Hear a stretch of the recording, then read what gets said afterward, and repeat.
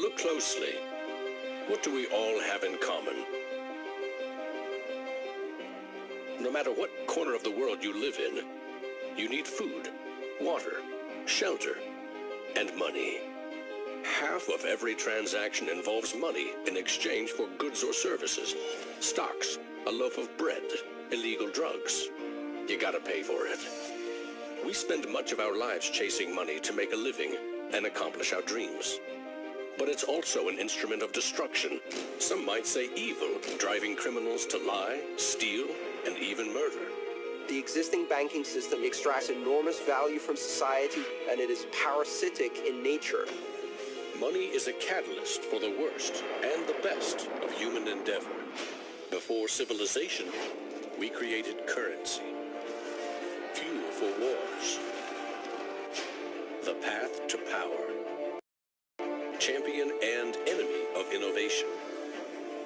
Money is so integral to our society and our global economy that its true nature remains a mystery to most.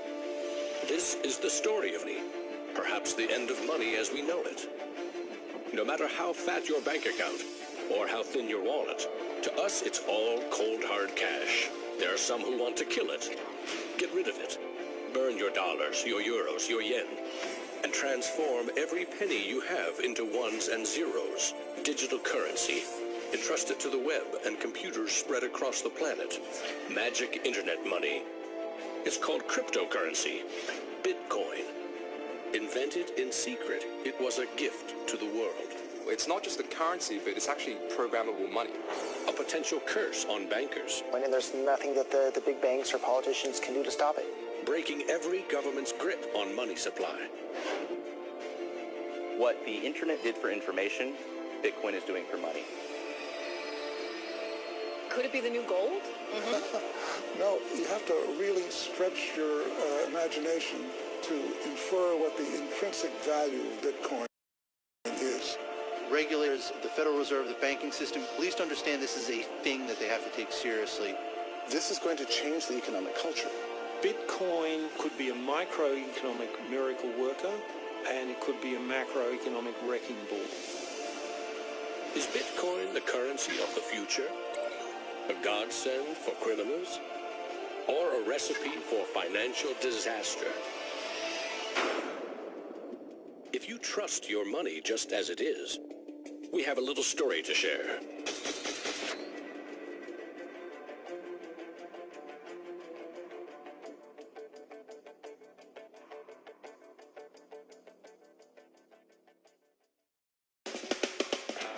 Once upon a time, there was a big party with everyone standing around the punch bowl, drunk.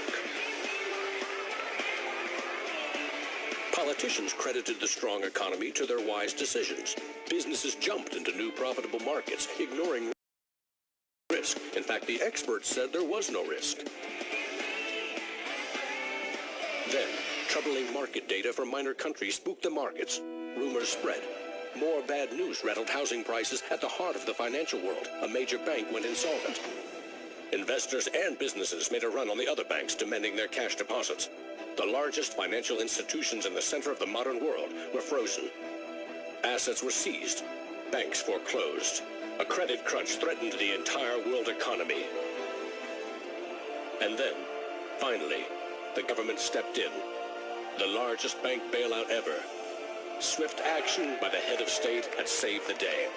Remember that? No, you don't. It happened 2,000 years ago. Rome, 33 AD. Ground zero for the first recorded liquidity crisis and government bailout in history. The largest empire the world had ever seen was brought to its knees by a banking disaster. Emperor Tiberius used money from the national treasury to bail out the country's troubled banks and companies. History may not repeat itself, but it certainly rhymes. Badly. People in power and their money have always been at the very center of it.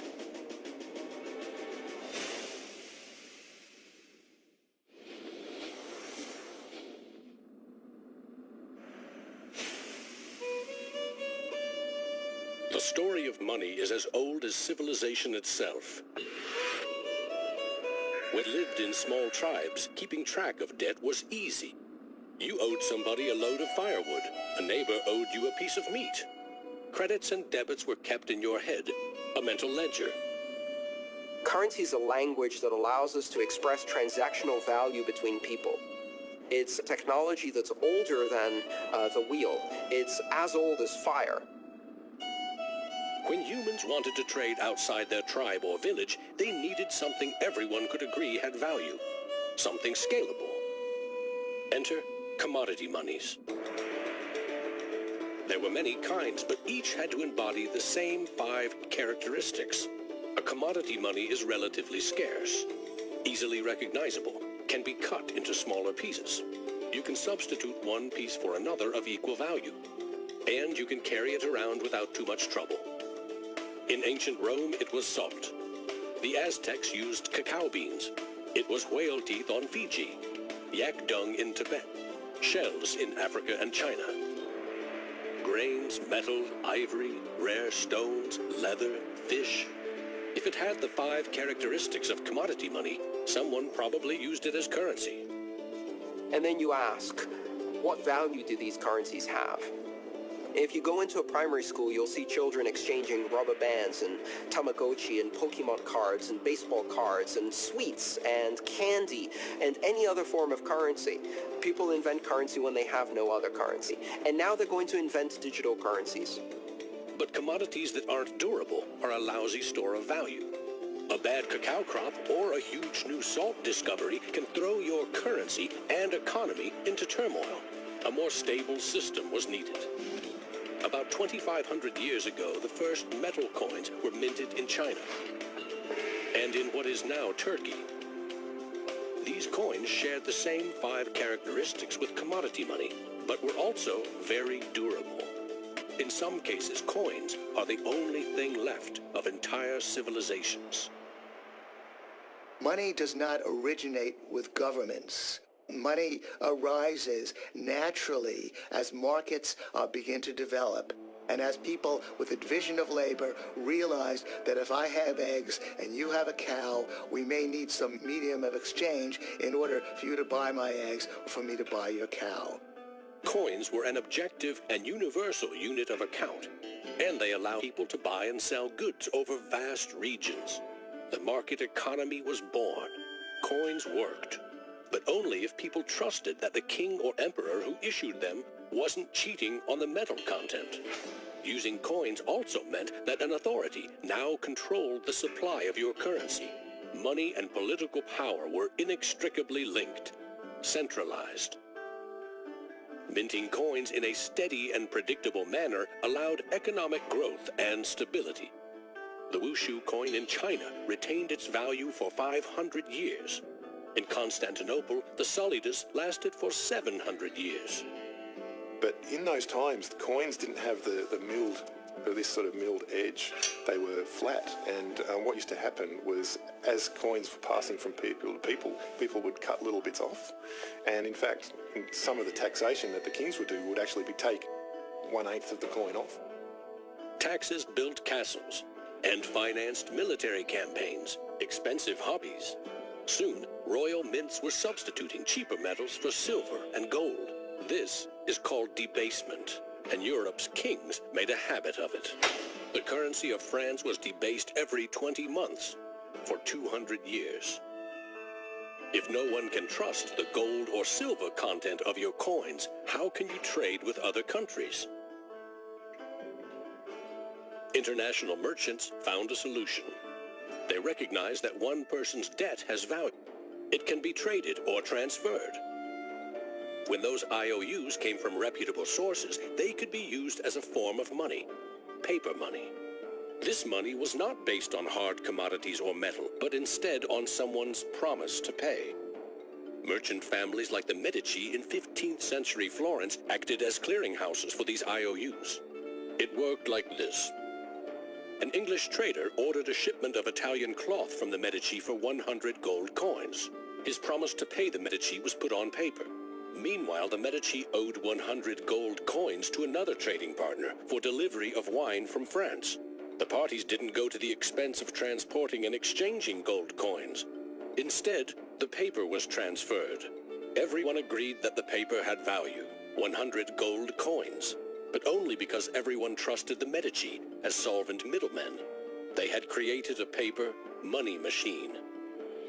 Within a few generations, they rose from low crime to high finance. Their great wealth helped fuel the Italian Renaissance and elevated the family to levels of enormous political power. The power to marry into royal families and get elected as popes. The ties binding money to power, politics, and influence now ran through church and state. Merchants had proven that creating paper currency could be wildly profitable. Goldsmiths wanted in on the action. Imagine it like this. If the goldsmith had seen over a period of time that some of the coins he was storing for people were gathering dust, the people who owned them don't need them right now. So what if I go and lend them out into the community and I charge them interest on this loan? So he starts out lending some of these gold coins, and then later he realizes actually people don't even want the gold coins, they just want the piece of paper that says the gold coins are in the bank and with the goldsmith. So I can now make a loan with these pieces of paper, and whatever I write on a piece of paper, as long as people trust me, they'll trust the paper. And effectively the goldsmiths and the early day bankers, they had literally acquired the power to print money. More and more private paper money from merchants and banks circulated and began to rival the crown's coins. The power inherent in controlling and issuing money began slipping away from the rulers. They couldn't tax or debase this new kind of money, but they had bigger ambitions than ever with trading posts, colonies, and empires that now stretched across the globe. For centuries, European countries would take turns building massive fleets and waging war on each other to rule the world.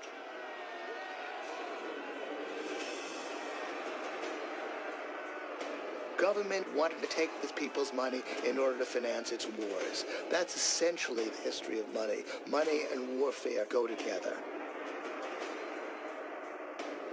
War is expensive. 1 year's income taxes simply aren't enough.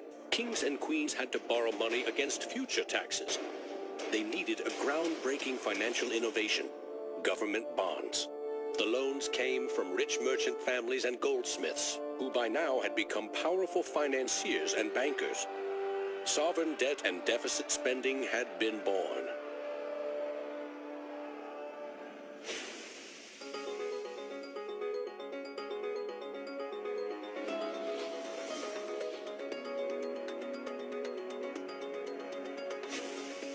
In 1694, the Bank of England was established to fund a war against France. England's central bank was privately owned and granted the monopoly to issue banknotes, paper that could be redeemed for an equal amount of gold from the government coffers. The central bank soon also managed the entire debt of the crown. Money has been a tool of sovereignty for centuries. Being able to issue currency gave you the power, but it also gave the value to that monetary supply by backing it with a force of state, with essentially the debt of state. When the U.S. won independence from Britain, the first article of the new Constitution gave Congress the exclusive right to coin money. This currency's value was tied to gold in government vaults. From 1781 until the Panic of 1907, the financial system of the U.S. was an economic petri dish. Brief central banks, state banks, private currency, government currency, depressions, strong growth, recessions, regular boom and bust cycles. The long term, as far as capital is concerned, people want predictability. People want stability. From the back of that, they can plan. Now, it's very hard to plan in the long term with such a level of volatility. In 1913, bankers and politicians decided that it was in the country's best interest, and theirs, to have a permanent central bank. They created the Federal Reserve. Among its jobs, expand or contract the supply of a single national currency, the Federal Reserve note. The dollar was tied to gold, and strategic control of it would avoid booms that lead to busts. At least that was the plan. Then came 1929.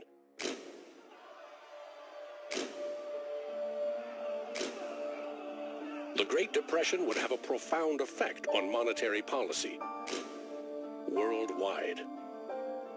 I shall ask the Congress for the one remaining instrument to meet the crisis: broad executive power. Soon, the Fed had printed nearly all the money it legally could to pump life back into the economy. It needed gold to fire up the mint. So in 1933, President Roosevelt issued a controversial executive order, forcing all U.S. citizens to sell their gold to the Federal Reserve at a fixed price, or go to prison. The Fed offered far more cash to foreign governments for their gold. Many jumped at the offer. Gold flowed in, and dollars spread across the globe.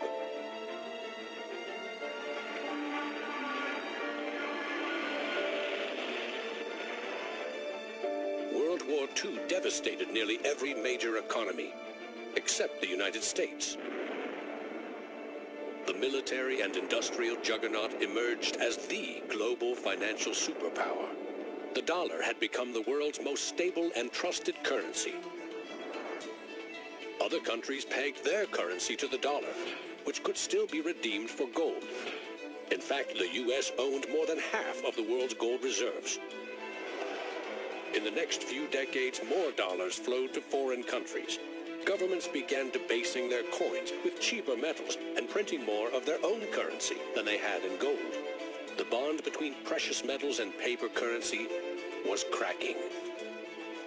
This is a 1966 50-cent piece. It was the last coin in regular circulation in Australia to contain silver, and it contains 80% silver. So in 1966, this was 50 cents. Nowadays, it's $8 roughly in silver alone. By 1966, foreign nations had had enough of the U.S. collecting gold and printing cash. And they had more value in dollars than the U.S. had bullion in its vaults. They demanded gold in return for their paper dollars. Arguments about the value of the dollar versus their currency ensued. In 1971, President Nixon settled the matter. He severed United States currency from the gold standard. I have directed Secretary Connally to suspend temporarily the convertibility of the dollar into gold or other reserve assets, except in amounts and conditions determined to be in the interest of monetary stability and in the best interest of the United States. Never again could anyone legally demand U.S. government gold in exchange for paper dollars. For better or worse, the dollar was now backed solely by full faith and credit of the United States government. The wealthiest nation the world had ever known would bet its future on a single word: trust. People have this mythology of money that is based on very little fact. And one of the nice things about Bitcoin is that it forces people to start to ask questions about the fundamentals of money. Bitcoin is an attempt to adopt the advanced computerized system that we have, the internet, to resurrecting what money used to be all about.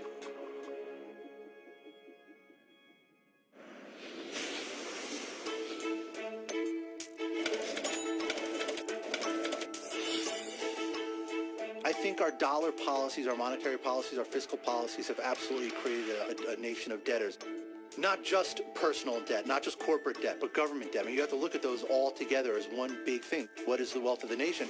Well, the wealth of the nation is a gigantic hole of money that we owe to the rest of the world that is never going to be paid back. Today, the United States pays more than $400 billion in interest to its creditors every year. When a government spends more money than it collects in taxes, it simply borrows more, or it creates more. At one time, every piece of paper money was backed by gold. Remember, for every $20 bill, there was $20 worth of gold in the government vault. Not anymore. Today, governments create currency by first creating bonds or treasury bills. These bonds are sold in the market, generating funds for the government that issued them. Large banks buy U.S. bonds to flip them, selling them to the Federal Reserve at a profit. This is the magic money machine.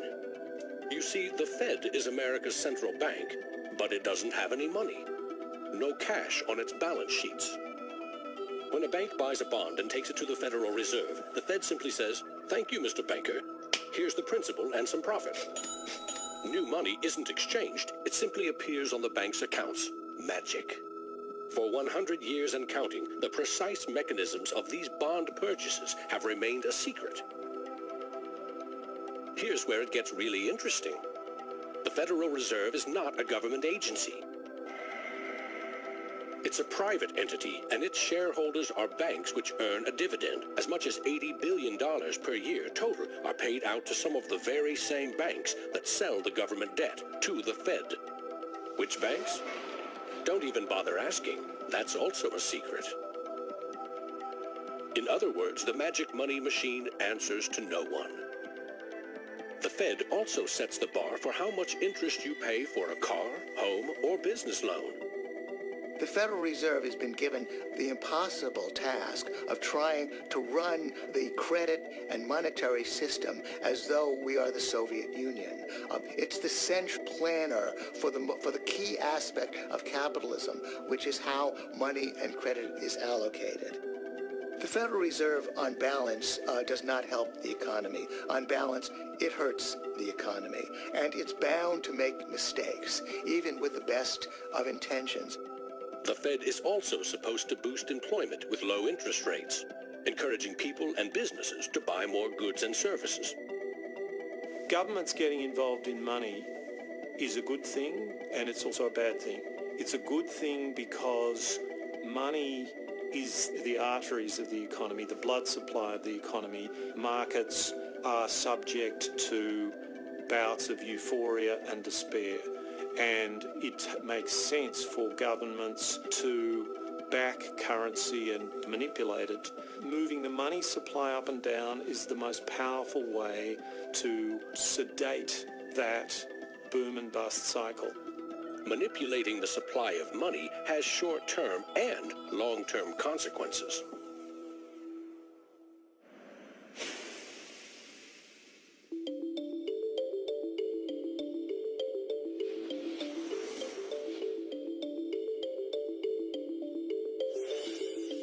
Central banks aim to create new money carefully, strategically, and very, very slowly. Releasing more money into the economy causes prices to rise, ideally by 2% every year. That's supposed to foster economic growth. But 2% inflation means the buying power of one cash dollar in your pocket today will be 98 cents next year, and less nearly every year to come. Since 1913, when the Federal Reserve took over the United States dollar, we've seen that the United States dollar has decreased in value 98%. Inflation is a far higher tax because on your income you pay it just once. If inflation is 2%, you're paying a 2% tax on your net worth every single year, your net worth held in currency. So, what does that mean?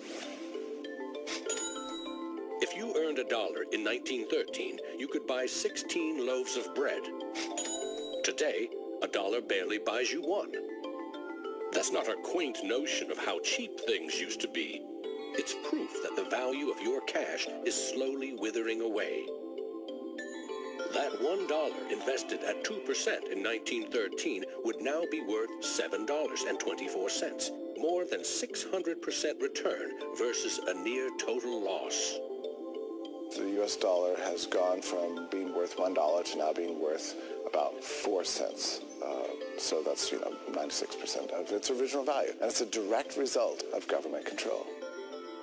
Governments don't create money from thin air all alone. You play a key role in the magic money machine.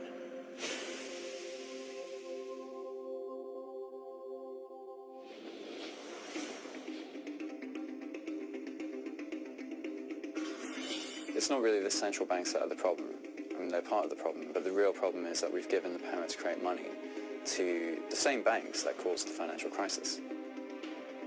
We put our paychecks and savings into a bank account and draw from it as we need it. The banks are custodians of our money, right? Wrong. It is now the property of the bank on their balance sheets. They can do just about anything they want with it. For example, create new money. Here's how. Your bank account shows $100, but the bank only holds $3 and loans $97 to Bob to buy something. In the the bank's computers, you still have $100 in your account, but Bob now has $97 of new virtual money in his account. Just digits on a computer screen. There's no cash, no gold, or anything else backing up the new numbers in Bob's account. Just his promise to pay it back. This is new money created at debt. When those $97 are spent, say in a shop, the shop owner deposits into another bank, and it is lent out again, and again, and again. And each of these people have numbers in their accounts showing that they own this money. So your original $100 has multiplied. Now there are over $3,300 in the system. This process of loaning out far more money than a bank actually has as cash on hand is called fractional reserve banking. In the UK, 97% of the money that exists is just numbers in the computer system, and those numbers are created by the banks. Banks earn untold billions in interest every year by creating and lending virtual money. What's more, banks don't even need your deposit to create new money. If they consider someone credit-worthy for a loan, they can put new magic money into his or her account and start charging interest. So reporters talk about Bitcoin as though it's the first digital currency. But actually we use digital currency every time you make a transaction through internet banking or through your bank card. Actually, it's not even just digital currency, it's digital currency that is created by the banks, essentially out of nothing. In other words, all new money is debt. This is the part of money creation that isn't taught in economics class. Money in paychecks, bank accounts, 401ks, that loan to Bob, credit card debt, your home loan, all began life as virtual money created by the banks. The entire system is based on trust. Trust in the bank's solvency. Trust in the debtor's ability to repay their debt. If all bank customers demanded just 3% of their deposits right now in cash, this run on the banks would reveal the truth. Almost none of that paper currency you think is in your bank account exists. It never did. Remember the drunken party? Our financial crisis had everything to do with virtual dollars. Too many people with very little income borrowed a lot of money they could never repay. But the banks didn't care. They didn't have to. They quickly made and sold shaky loans to someone else for a profit. And I got them all approved. Hey! Apply now. Selling bad loans was a good business until the whole thing blew up in a global financial crisis.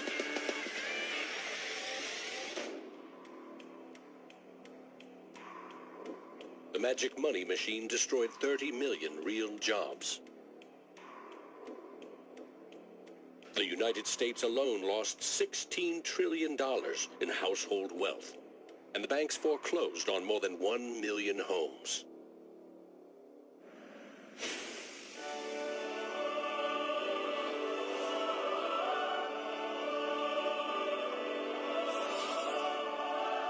Selling subprime loans and betting they will fail may not be sacred, but it is lucrative.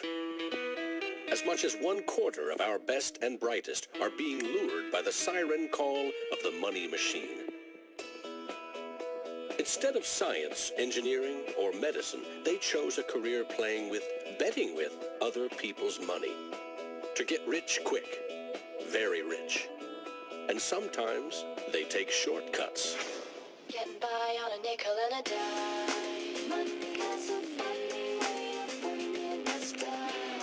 They say it makes the world go round and around. My ancestors in Greece talked about the corrupting influence of power. And nothing has changed in these 3,000 years. When you give control over massive amounts of money to a few individuals, they will take advantage of that control. Banks today are factoring in fines and money laundering and all the rules that they break into their cost of business. JP Morgan is today coming out and saying that Bitcoin is not a legitimate way of doing business. Banks today are tied into a system that is completely rigged to basically harvest money from the entire global economy and pump it into the hands of very few. Don't get consumed by the greed. The existing banking system is cozy, it's captured the regulators, it extracts enormous value from society without delivering anything in return, and it is parasitic in nature. The banks play a very pivotal role in an economy. You look at any successful economy, it has successful banks. There's a very close correlation with banking profits and the economy as a whole. In medieval Europe, a banker who couldn't repay depositors was hanged. Today, that same banker would get bailed out, paid bonuses, and enjoy some tax benefits too. To date, no senior U.S. banking executive has been charged for selling the bad loans that fueled the Great Recession.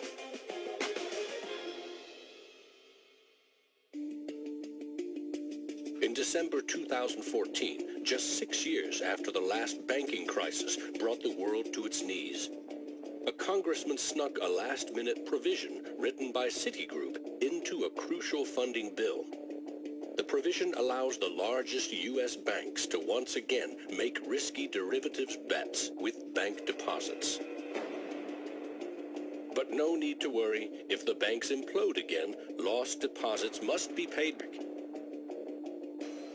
by U.S. taxpayers.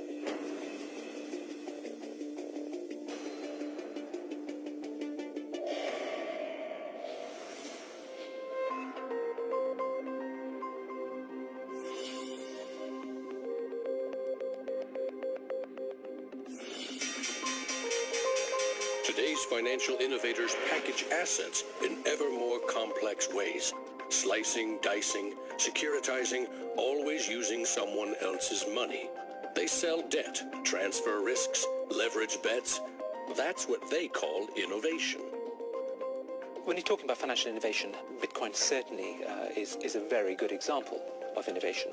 But there's also been other innovations that people a bit closer to the world of finance would cite as good examples. An example of that would be the original swaps market. From there moving on to the credit default swap. It is an excellent example of financial innovation, but also if it's used directly, it can create a lot of problems, as we've just seen. History teaches that the most revolutionary and disruptive innovation nearly always comes from the fringe, not from corporate cubicles. True innovators see the world differently. They see the big picture, creating new products and entire systems that lead to new industries. Steve Jobs called them the square cogs in round holes. It's unsurprising that new innovations always come from a niche group of early adopters, because it is inherently very hard for many people to realize the benefits of new technologies. In 2011, most Bitcoin community people were either people from the technology space, the geeks and hackers, or people from the traditional financial industry. There are even some bankers and hedge fund traders using Bitcoinica at that time as well, which was really surprising to me. A radical new idea is often met with skepticism, ridicule, even hostility from those who stand to lose the most from its success. Case in point, the automobile. In the late 19th century, Carl Benz and others built the first cars, contraptions that could threaten the stagecoach and railroad industries. These self-propelled vehicles, or road trains, would certainly scare horses, injure people, and damage roads. Cars, the railroad barons said, were just too dangerous. To protect us, they used their power to pass a law in 1865.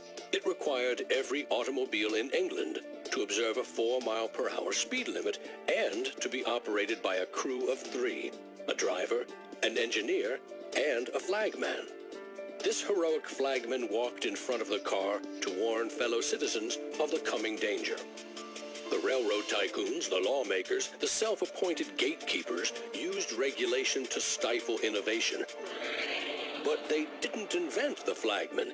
He's been around for a long time. For centuries, very few could read. Books were copied by hand. The people in control, political and religious leaders, wanted to keep it that way, and they greeted Johann Gutenberg's printing press with licensing laws, publishing bans, taxes. In some parts of the world, printing was a crime punishable by death. After all, they were just protecting us from dangerous ideas. Before the printing press, there were an estimated 30,000 books in all of Europe. 50 years later, there were 10 million. As Gutenberg's invention flourished, the Dark Ages withered. Progress couldn't be stopped. But the flagman never stops trying. His masters set him loose on each of these innovations because they threatened someone's profits, someone's control. But remember, this is a story about money. What if a technological innovation allowed anyone in the world to be their own bank? To create a currency free from taxes and banking fees?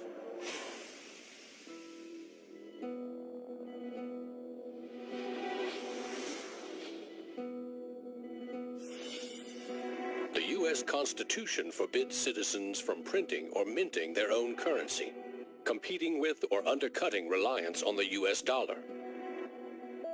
In 1998, Bernard von Nuthaus decided to test the resolve of the federal government. The Liberty Dollar was available in gold, silver, platinum, and copper. It was available in three forms, both in specie, in other words, gold and silver, in paper, as warehouse receipts, and in digital form. Obviously, the government didn't like it. They arrested me and convicted me of counterfeiting, fraud, and conspiracy, and I'm currently awaiting 22 years sentence in federal prison.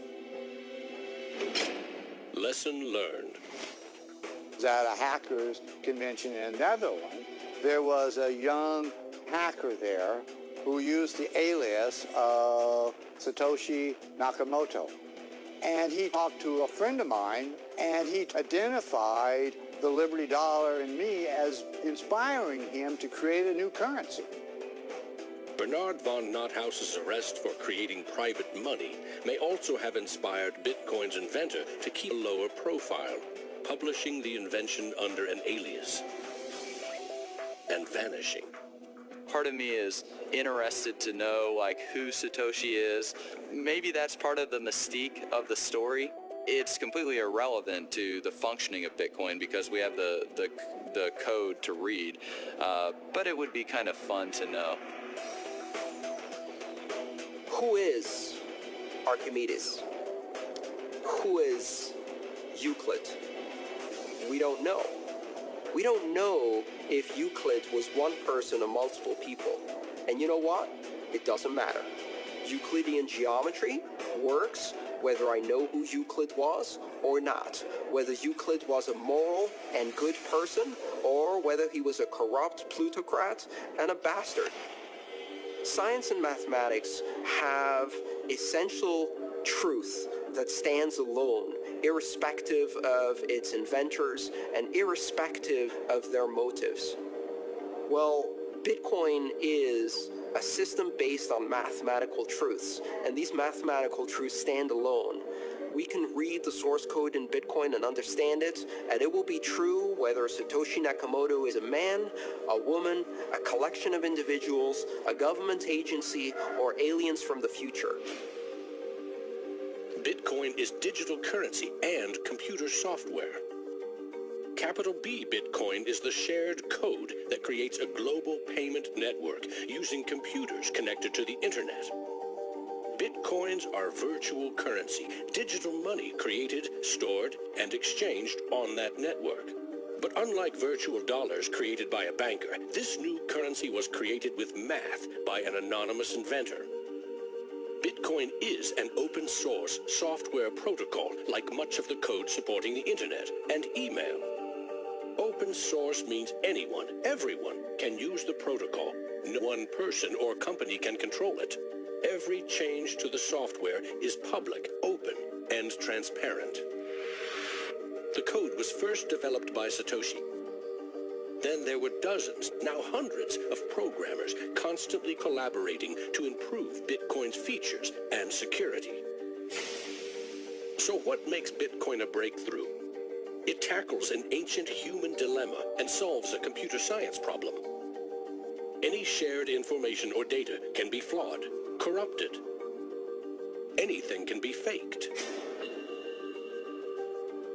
How do we know that what we're receiving can be trusted? our traditional mindset, it's very important to know who is behind this currency because their reputation is significant in knowing that our funds and the true wealth is actually safe. In finance, we rely on trusted third parties like banks, credit card companies, remittance services. They keep track of money as it moves from one account to another, and they charge us handsomely for it. We trust that their digital ledgers of credits and debits balance. A financial system that cuts out these middlemen could be faster, cheaper, and more secure. But Bitcoin is digital. Music and movies are easily pirated, copied, stolen. How can a digital currency retain value if anyone can make 1 million copies? The answer is at the core of Satoshi's invention. A Bitcoin is not a file on a computer. It's an entry in the publicly distributed database called the blockchain. Just as the Medici kept a ledger of credits and debits, today's banks record each transaction as a plus and minus in their ledgers. Now we call them databases. Bank accounts are replaced by a digital wallet that you alone control. Bitcoin's ledger is the blockchain, a record of every Bitcoin in existence and every Bitcoin transaction ever made. It always balances because no Bitcoin ever leaves it. When a Bitcoin is sent from one digital wallet to another, what they are really sending is control over that part of the database. Code that is a unique key for the new owner.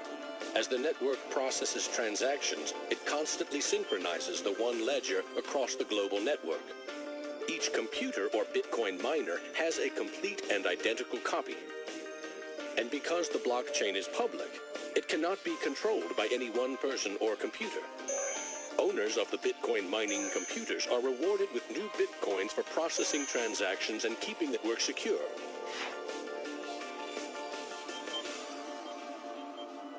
In other words, the Bitcoin network replaces banks and bankers. Today, the combined computing power of this global network is greater than the 500 biggest supercomputers combined, times 10,000. And because every transaction is verified and recorded by the network, a Bitcoin cannot be forged. Digital currency cannot be debased with cheap metals or printed by the billion at will. Too much currency can unleash a monster. Skyrocketing prices, trillion-dollar bills that can't buy a loaf of bread. There's a big movement in the U.S. demanding that the Fed be audited so we can find out what they're doing. Nobody really knows how many dollars are in existence, for example. Ben Bernanke created several trillions of dollars over the last several years, but nobody really knows where they landed. At any time, for any reason, the central banks can print as much money as they want. They call it fancy things like quantitative easing. And when they do that, it makes the dollars or euros or yen that you and I have worth less. So if the world starts using Bitcoin as their currency, it can't be controlled by central bankers or politicians. Remember, central banks create money to boost the economy and try to pull it back out before inflation heats up. But no one knows how much magic money global banks are creating to boost their profits with questionable loans. Bitcoin's completely the opposite. It's totally transparent. You know exactly how many exist. The computer code behind Bitcoin has a built-in brake pedal, cutting the creation of Bitcoins in half every 4 years. This ensures a transparent, controlled scarcity, and ultimately limits the total number of Bitcoins to 21 million. No lobbyist, no politician, no banker can create more, or change the mathematical rules dictating their creation. Advancing accountability, and that's one of the things I think is most exciting about Bitcoin and the technology behind it, is not so much that it will supplant the dollar or that it will supplant government itself, but that all of a sudden there's a competitor to government, and that government itself now needs to look over its shoulder more than it did. This new digital currency can be purchased online with a credit card or in person with cash. And it has the 5 key characteristics of money. But is it a store of value? Is it stable, or will it diminish over time, like a commodity rendered useless, or a crop that fails? The ultimate power of a cryptocurrency is unleashed by mainstream adoption and an ever-growing volume of transactions. With Bitcoin, the currency has been created much more slowly than other currencies. And the effect of that has been to turn it into what is essentially a speculative asset. If you ask a lot of Bitcoin enthusiasts whether they're spending the currency, they're not. They're sitting on it and waiting for the price to go up. It isn't a currency if you don't use it to pay people. The point is, the average person is quite happy to walk into a bar and hand over, a $5 note in order to get a drink. So you've got to realize that most people are happy with the money system they have. If most people are happy with cash, they're in love with plastic. In the U.S., 2/3 of in-person sales are done with debit or credit cards. That plastic is a 60-year-old technology, created by a middleman, never designed for the internet. Each transaction requires personal data, like your name and address. Credit card databases are regularly hacked, with fraudulent purchases charged to your account. Criminals buy and sell stolen credit cards by the thousands in dark corners of the internet. In some parts of London, 1/3 of all online credit card transactions are fraudulent. Card issuers don't hold you responsible for fraud, but protection comes with a price. 2 to 4% in fees. That's $50 billion a year. The issue with credit cards from a merchant's perspective is there's a lot of risk. If they take a credit card, there might be a chargeback, there might be fraudulent purchases. In fact, there's hundreds of billions of dollars every year in fraudulent purchases. A Bitcoin purchase is done for pennies, but there are no protections. If you lose your passwords or are fooled into paying the wrong person, you can never get your money back. It is like digital cash. For a seller, this means no chargeback risks. For an e-commerce company like Expedia or Overstock, cutting credit card fees can double their profit margin. You could not miss the point more effectively than by thinking of Bitcoin as a currency and payment network that will make shopping easier for the first world. Bitcoin is about everything else, everywhere else. There are 2.5 billion people without a bank account. With Bitcoin, a mobile phone with an internet connection is now a bank with access to the global marketplace. What happens when Bitcoin services and infrastructure and Bitcoin wallets and payment processors start going into these countries? These people will be able to gain benefits from trade where they could not previously. These people will be able to send money home, international remittance, which is one of the major pain points of the current financial system. Yeah, if I send $100, with banks it's going to cost me 20%, Western Union is going to cost 10%, other options that are competing with Western Union is still going to be about 5%, and if you are sending to really remote areas, it's going to be anywhere between 15 and 30%. So in terms of money remittances, it's going to be a game changer using Bitcoin. You do not need a bank account. You just need an internet connection and a wallet to get set up. It's a tool to give people an access into the global ecosystem and give them a promise for an economic future, and specifically provide a way for them to not be dependent on a government that could shut down their bank accounts or even could go into their bank accounts and take out finances. Goldman Sachs came out with a report and they basically looked at if you were to replace all transactions globally, so FX, bank-to-bank transactions, with the Bitcoin protocol, and still charging 1%, mind you, it would save the global economy $200 billion, so not million, $200 billion a year in saved transaction costs, which ultimately goes back into the hands of the consumer. An international wire transfer can take up to 4 days. Yet the internet allows us to instantly and globally share text, pictures, videos, anything digital. Why not money? Money, which we now know only exists as digits in a bank's database. Wouldn't it be great if you could send Bitcoin transactions just simply via a tweet? For example, you would say at the end of money, $1 worth of Bitcoin. And so we build just that. All you have to do is hashtag it with Tippercoin, press send, and our Twitter bot will process the transaction, notify you, and give you a link. And this will allow you to either withdraw your Bitcoins or send it to someone else. With Bitcoin, you can send $1 or $1 million worth of value anywhere in the world. You can do it for free, or you pay the Bitcoin network fee, which is still just around a penny. And there's nothing that the big banks or politicians can do to stop it. A cryptocurrency that can only be created and transferred with computer networks may be the next step of the digital revolution. The rise of machines, self-driving cars, drones, robots that rely less and less on humans. What I often think is that the future of Bitcoin or digital currency from a broader perspective is really about machine-to-machine payments. So by the time you have an unmanned taxi driving you around New York and then going to power up at an unmanned power station or going to get repairs at an unmanned auto shop, you'll see the machine-to-machine payments done with some sort of digital currency.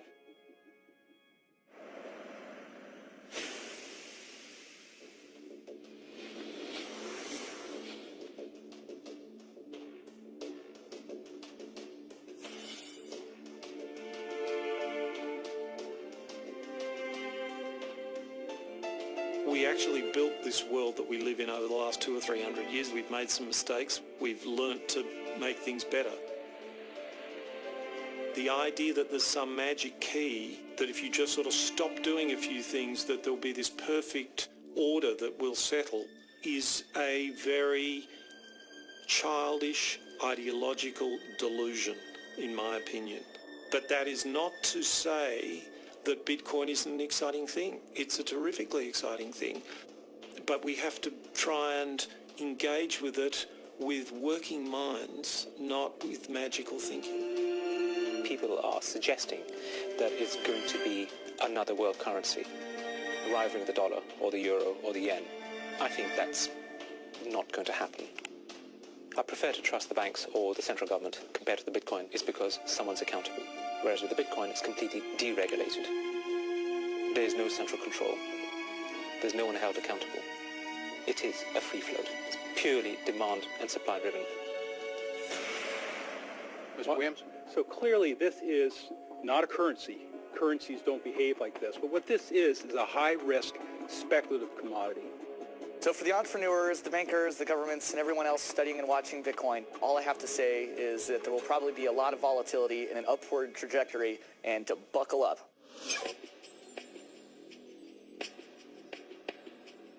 Criminals, scam artists, bad actors are drawn to any kind of money like a moth to a flame.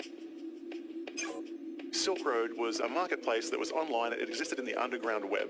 Now, this marketplace allowed people to sell things that were illegal to governments. Fake IDs, pirated music, Bibles in North Korea. Are cryptocurrencies inherently bad, or just the newest tool to acquire the forbidden? Porn is illegal in Iran. Well, a few percentage points of sales on Silk Road was to sell porn to Iranians. Now, a much broader one that gets a lot of press with regards to Silk Road is drugs.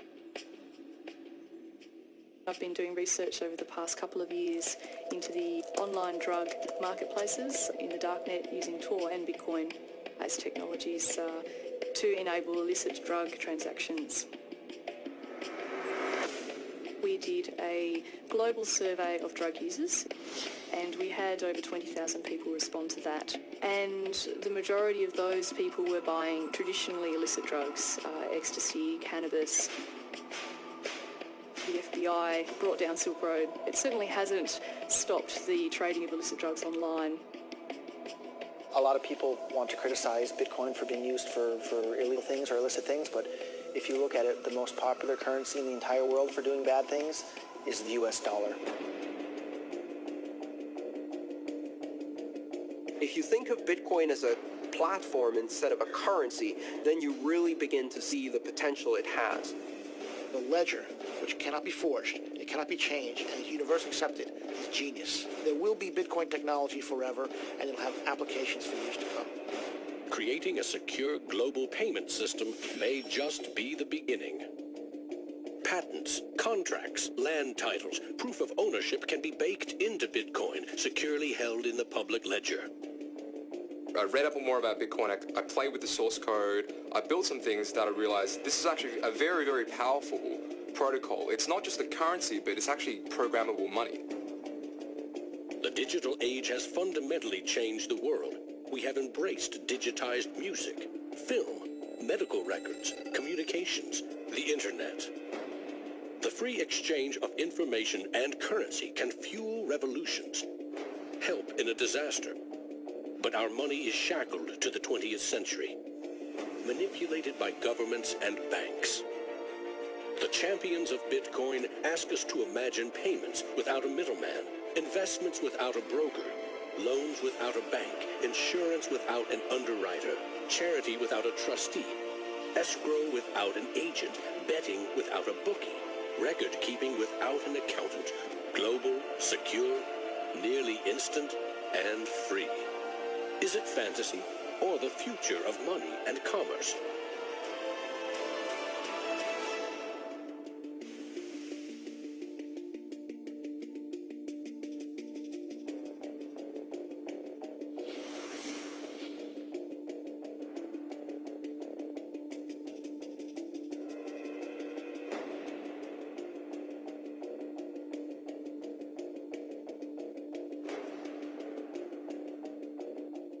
I love Bitcoins. I'm really into Bitcoin. Well, Satoshi Nakamoto, that's a name I love to say. And we don't know much about him, but he came to save the day.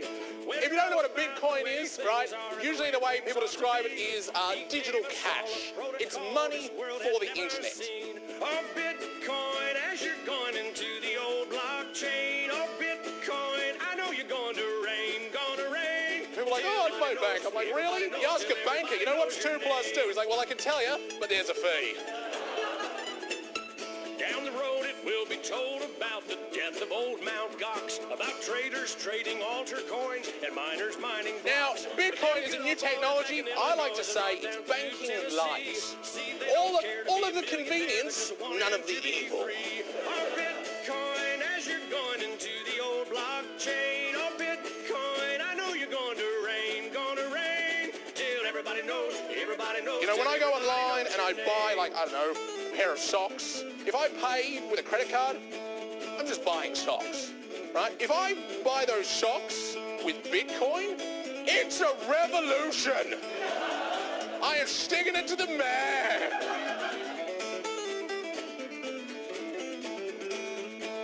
Oh, Lord, pass me some more.